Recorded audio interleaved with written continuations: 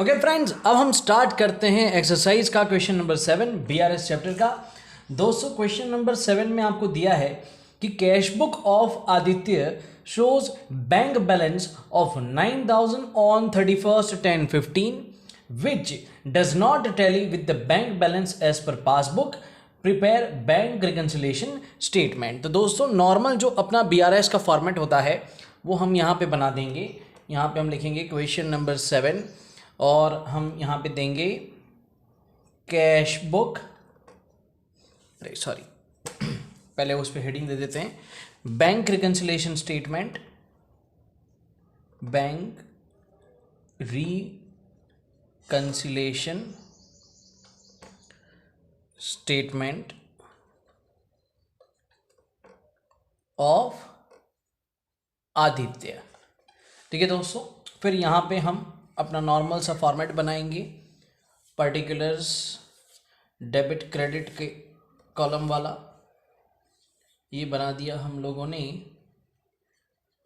Particulars यहाँ पे हमने लिखा डेबिट, कैश बुक से जा रहे हैं तो डेबिट मतलब प्लस। यहाँ पे लिख लिया क्रेडिट, कैश बुक से जा रहे हैं तो डेबिट मतलब प्लस और क्रेडिट मतलब माइनस। अब दोस्तों पहले हमें शुरुआत में दे दिया है कि bank balance as per cash book, या फिर ऐसा भी बोल सकते हैं balance as per cash book जो है वो हमें दिया हुआ है 9,000 रुपीज़। कितना दिया है दोस्तों? 9,000 रुपीज़। पॉजिटिव बैलेंस है इसलिए डेबिट साइड पे लिखा। ओके, उसके बाद दोस्तों हमको दिया गया है पहला transaction, cheques of 51,000 were deposited, out of which check of 41,000 were credited in bank till 31st 10/15।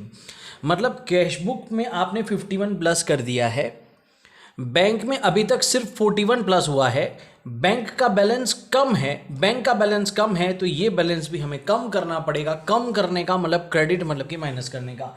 तो यहाँ पे हम लिख लेते हैं कि भाई checks deposited but not credited. Amount है आपका 10,000 रुपये का। उसके बाद दोस्तों सेकंड नंबर का जो ट्रांजैक्शन है उसमें दिया है a cheque of 2,300 is drawn and recorded in cash book but not given to creditor. अब दोस्तों cheque drawn but not given मतलब कि हमने चेक तो फाड़ दिया अपने बुक से, हमने ये भी लिख दिया कैश बुक में से कि भाई बैलेंस कम हो चुका है, पर बैंक में अभी वो बैलेंस कम हुआ ही नहीं है क्योंकि हमने चेक ना कस्टमर को दिया है ना कस्टमर लेके वो बैंक में जाएगा। इसका मतलब बैंक का बैलेंस जो है वो ज़्यादा है और हमें यहाँ का बैलेंस ज़्यादा कर देना पड़ेगा उसको मैच करने के लिए। उसके बाद दोस्तों थर्ड ट्रांजेक्शन जो है उसमें दिया है bank has paid 1,700 for insurance premium through electronic clearing service which is not recorded in cash book. अच्छा, तो बैंक पेड इंश्योरेंस अनरिकॉर्डेड। ठीक है, मतलब कि जो इंश्योरेंस बैंक ने पे कर दिया है हमने रिकॉर्ड किया नहीं है। बैंक का बैलेंस कम है, बैंक का बैलेंस कम है तो हमें भी इसका बैलेंस कम करना पड़ेगा। उसके बाद दोस्तों फोर्थ ट्रांजैक्शन है वो ये दे रहा है कि ये customer has deposited 3,200 directly in आदित्य's bank account which is known to him on 2/11/15। अरे वाह, बैंक में पैसा आया, हमें पता नहीं था, बैंक का बैलेंस ज़्यादा है अपना बैलेंस कम है, तो यहाँ पे लिखेंगे डायरेक्ट डिपॉजिट बाय कस्टमर। ठीक है, उसकी वजह से बैलेंस हमें बढ़ाना है, मतलब कि हमें डेबिट करने का है। उसके बाद दोस्तों फिफ्थ ट्रांजैक्शन मेरे बुक में नेक्स्ट पेज पे है। फिक्स ट्रांजैक्शन आपको दिया है bank charges recorded by bank 70 is recorded twice in cash book. अच्छा चलो ये ध्यान से देखो, बैंक चार्ज मतलब बैंक ने 70 माइनस किया, कैश बुक पे हमने 70 दो बार माइनस किया। समझो बैंक जो है उसने एक बार 70 माइनस किया, कैश बुक में दो बार 70 माइनस हो गया, मतलब बैंक जो है वो 70 से ज़्यादा है, बैंक जो है वो 70 से ज़्यादा है, तो हमें इसको भी बढ़ाना पड़ेगा। तो दोस्तों यहाँ पे हम लोग लिखेंगे बैंक चार्जेस रिकॉर्डेड ट्वाइस, उसको आपको सही करना है, इसको आपको बढ़ाना है, इसलिए हमने बढ़ा दिया। उसके बाद दोस्तों 6 नंबर का, a check of 6750 deposited with the bank on 27/10/15 is dishonored, the information of which is received by Aditya on 1/11/15। अब देखो दोस्तों, चेक जो है ये आपने डिपॉजिट किया, मतलब आप मान के चल रहे थे कि अपने पास तो पैसा आ चुका है, पर जब बैंक में उसका डिपॉजिट होने का बाद आया, क्लियरेंस का बाद आया, फिर पता चला कि भाई कुछ कारण से चेक जो है वो डिसऑनर हुआ है, मतलब अपने बैंक में पैसा आया नहीं है। ओके, तो दोस्तों हम यहाँ पे लिखेंगे चेक ऑफ 6750 डिसऑनर्ड। ठीक है, तो हमें बैलेंस देखो बैंक में आया नहीं है, बैंक का बैलेंस कम है, तो यहाँ का भी बैलेंस हमको कम करना पड़ेगा। उसके बाद दोस्तों 7th में दिया है cheques of 4780 were drawn out of which cheque of 1770 were presented in bank. अच्छा, ऑन 2/11/15, मतलब आपने माइनस कर दिया है 4780, वहां क्या हुआ है, वहां पे 1170 के अलावा का माइनस हुआ है, राइट। तो इसका मतलब ये हुआ कि 1170 माइनस नहीं हुआ, मतलब बैंक का बैलेंस 1170 से ज़्यादा है। ओके दोस्तों, यहाँ पे काफ़ी ध्यान रखना होता है आपको, तो यहाँ पे हमें 1170 से बैलेंस बढ़ाने का है, तो हम यहाँ पे 1170 से बैलेंस बढ़ा देंगे। ओके, तो यहाँ पे cheques drawn but not presented, ठीक है, कितने का है 117, नहीं सॉरी दोस्तों 1770। ओके दोस्तों, उसके बाद a cheque of 1320 was deposited in the bank but it is not recorded in cash book. भाई कैश कॉलम अपना ज़्यादा है, कैश बैलेंस अपना ज़्यादा है, बैंक में अभी आया नहीं है, बैंक का बैलेंस कम है, तो इसे भी हमें कम करना पड़ेगा। इसका मतलब क्या करना पड़ेगा, उसका मतलब हमें माइनस करना पड़ेगा।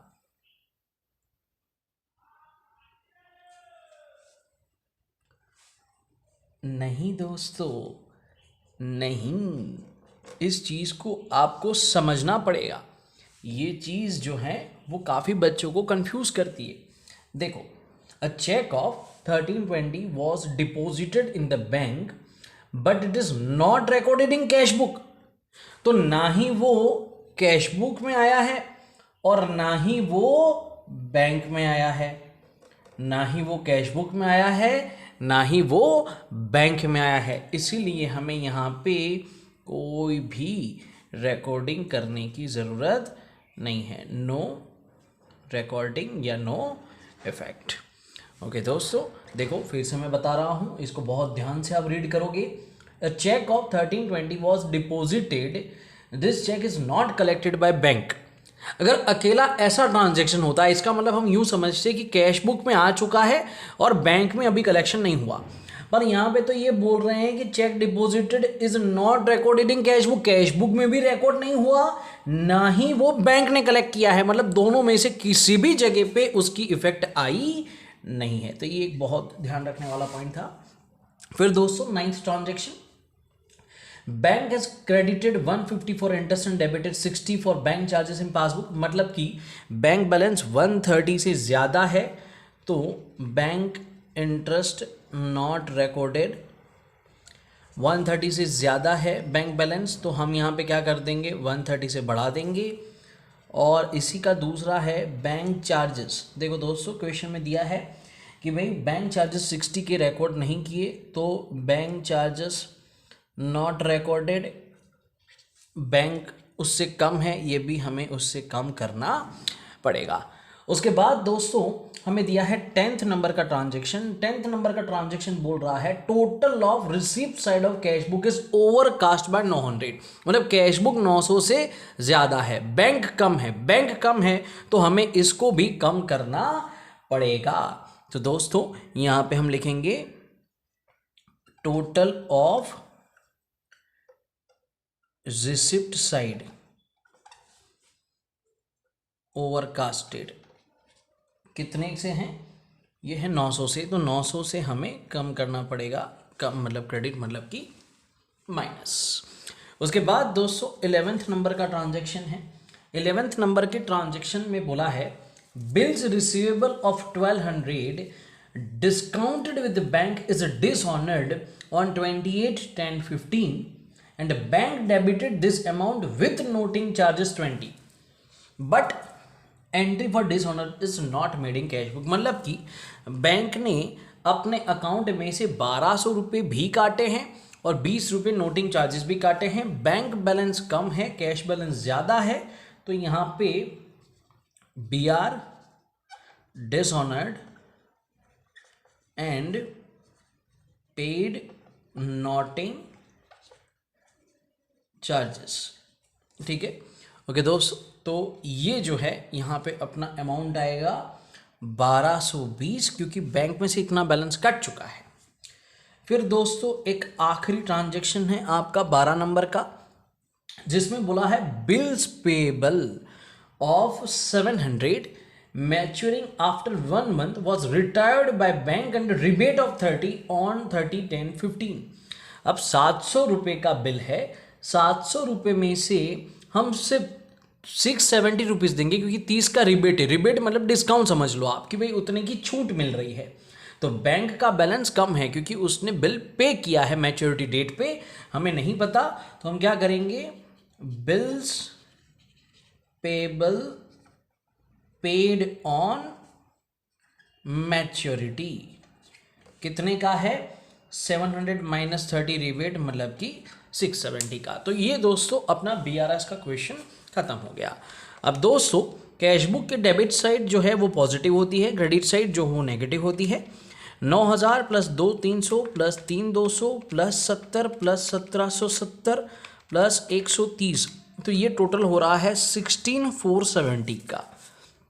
और दोस्तों क्रेडिट बैलेंस का टोटल है 10,000 plus 1700 plus 6750 plus 60 plus 900 plus 1220 plus 670, ये हो रहा है 21,300। इसका मतलब दोस्तों क्रेडिट साइड ज़्यादा है, डेबिट साइड कम है। क्रेडिट मतलब कि नेगेटिव बैलेंस ज़्यादा है, नेगेटिव बैलेंस ज़्यादा आता है तो वो जो आपका रिजल्टेंट आंसर आता है वो ओवरड्राफ्ट आता है। तो यहाँ पे आप लिखोगे overdraft as per passbook, overdraft as per passbook, और अमाउंट कितना आएगा, ये इसका टोटल मतलब कि जो आया था अपना 21300 और उसके पहले जो अपना 16,000 समथिंग जो टोटल आया था उसको हम माइनस करेंगे, तो दोस्तों हमें मिल जाएगा ओवरड्राफ्ट एज पर पासबुक 6830। अब पासबुक का पॉजिटिव बैलेंस क्रेडिट साइड होता है, तो नेगेटिव बैलेंस कौन सी साइड पे होगा, डेबिट साइड, और बैलेंस भी यहाँ पे आ रहा है कौन सी साइड, डेबिट साइड। तो दोस्तों ये है आपका ओवरड्राफ्ट एज पर पासबुक।